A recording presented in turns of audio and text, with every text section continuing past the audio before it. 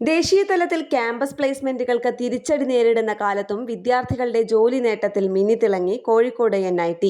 ഇതുവരെ രജിസ്റ്റർ ചെയ്ത 72% വിദ്യാർത്ഥികൾക്കും ജോലി ലഭിച്ചു. ശരാശരി 25 ലക്ഷം രൂപ വാർഷിക വരുമാനമുള്ള ജോലി ഓഫറുകൾ നേടിയത് 103 വിദ്യാർത്ഥികളാണ്.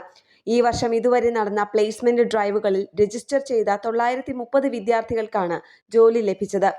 വർഷം അവസാനിക്കാൻ 5 മാസം ബാക്കി നിൽക്കെ ഇനിയും പ്ലേസ്മെന്റ് ഡ്രൈവുകൾ വരാനിരിക്കുന്നുണ്ട്. നിലവിൽ അനേകം കമ്പനികൾ അഭിമുഖങ്ങൾക്ക് ദിവസം അനുവദിക്കാൻ ആവശ്യപ്പെട്ടിട്ടുണ്ടെന്ന് സെന്റർ ഫോർ കരിയർ ഗൈഡൻസ് മേധാവി ഡോക്ടർ വിനയ് P. പണിക്കർ പറഞ്ഞു. ഇത്തവണയും 1000 വിദ്യാർത്ഥികൾക്ക് ജോലി ഉറപ്പാക്കാൻ കഴിഞ്ഞാൽ ഈ നേട്ടം കൈവരിക്കുന്നത് തുടർച്ചയായ 4ാം വർഷമാവും.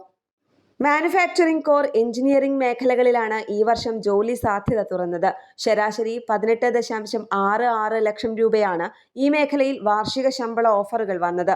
81.2% വിദ്യാർത്ഥികൾക്കും ഈ മേഖലയിലാണ് ജോലി ലഭിച്ചത്. 237 വിദ്യാർത്ഥികൾക്ക് ബഹുരാഷ്ട്ര കമ്പനികളിൽ ഇന്റേൺഷിപ്പ് ലഭിച്ചിട്ടുണ്ട്. ഇവർക്ക് അടുത്ത വർഷം ജോലി ലഭിക്കുമെന്നാണ് പ്രതീക്ഷ. IT കമ്പനികൾ വിദ്യാർത്ഥികളുടെ പഠന നിലവാരത്തിനൊപ്പം കോഡിംഗ് ഫോമുകളുടെ പ്രകടനവും വിലയിരുത്തുന്നുണ്ട്.